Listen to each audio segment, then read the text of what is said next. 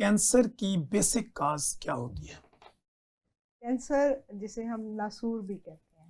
ٹھیک ہے. اگر میں تھوڑی سی کچھ عام فہم باتیں کروں کینسر کے بارے میں، اس طرح ایک دیوار یا ایک عمارت کی اکائی ایک اینٹ ہے. ٹھیک ہے. زندگی کی اکائی ایک سیل یا خلیہ ہے.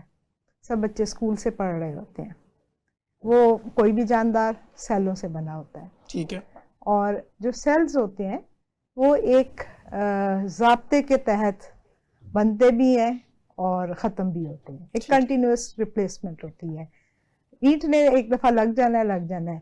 ہیومن ٹیشو اور لیونگ ٹیشو نے چینج ہونا ہے، نیا بننا ہے اور ختم ہونا ہے، انسانوں کی طرح، جانداروں کی طرح. ٹھیک. اب وہ یہ سارے بننے میں ایک ضابطہ ہے. ٹھیک ہے.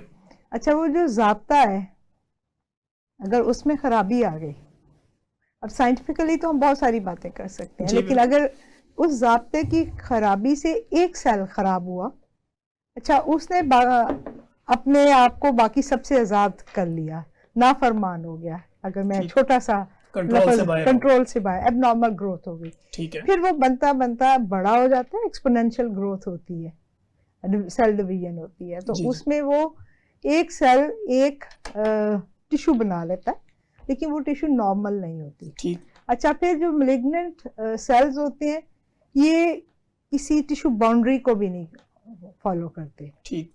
یہ پھر جہاں پہ سے بنے ہوتے ہیں وہاں باقی جو جسم کے حصے ہیں ان میں سرائیت کرتے ہیں. ٹھیک. تو دس از آل کینسر.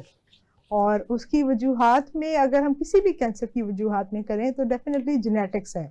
اب جینیٹکس ایک تو پیدائشی طور پہ ہے، انہیریٹڈ. دوسرا ہمارے جو انوائرمنٹل فیکٹر ہیں جو ہمیں کینسر کے لیے رسک میں ڈالتے ہیں. عالمی ادارہ صحت کا ایک ذیلی ادارہ ہے IARC، انٹرنیشنل ایسوسی ایشن فار کینسر ریسرچ. ان کی ریسرچ میں جتنے بھی ہمیں انوائرمنٹل فیکٹر ہوتے ہیں جو ہمارے ماحول میں مختلف چیزیں ہیں، ایویڈنس بیس وہ ان کو کیٹیگرائز کرتے ہیں کہ اس کینسر کے لیے ان کو ایویڈنس ملتا ہے کہ یہ ڈیفینیٹ، یہ بالکل وجہ بنتے ہیں.